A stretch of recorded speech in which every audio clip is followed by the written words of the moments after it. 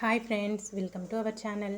ఈరోజు శనివారం ఉదయం అయితే ఆ ఏడుకొండల స్వామికి పిండితోనైతే ప్రమిద చేసి దీపం పెట్టుకున్నానండి. నెయ్యి వేసుకొని పిండి ప్రమిద అంటే కొద్దిగా బియ్య పిండి, కొన్ని పాలు, కొంచెం బెల్లం వేసేసుకొని చక్క ముద్దలా కలిపేసుకొని ప్రమిద చేసుకొని ఇలా దీపం పెట్టుకుంటే చాలా మంచిదండి. అలాగే మనం అనుకున్న కోరికలు కూడా తొందరగా నెరవేరుతాయి. పూజ కంప్లీట్ అయిపోయాక మార్నింగ్ బ్రేక్ఫాస్ట్గా అయితే చపాతీలోకి ఆలు టమాటా కర్రీ అయితే ప్రిపేర్ చేస్తున్నానండి. ఇక్కడ ఆలు కర్రీ టమాటా చపాతీ కూడా అయిపోయింది.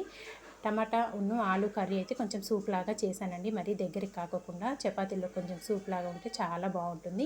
ఇక్కడైతే చపాతీ ఆలు కర్రీ అయితే పిల్లలకైతే సర్వ్ చేసి ఇచ్చేస్తున్నానండి. వాళ్ళు తినేసాకైతే ఇక లంచ్లోకి పప్పు టమాటా ప్రిపేర్ చేసేసుకున్నానండి. పప్పు అలాగే టమాటాలు, చింతపండు, ఉల్లిపాయ ముక్కలు అన్నీ ఒక పావు గంట ఇలా వాటర్లో వేసుకొని నానబెట్టుకుంటే మనకు తొందరగా కుక్ అయిపోతుందండి. స్టవ్ పైన అయితే కుక్కర్ పెట్టేసుకున్నాను.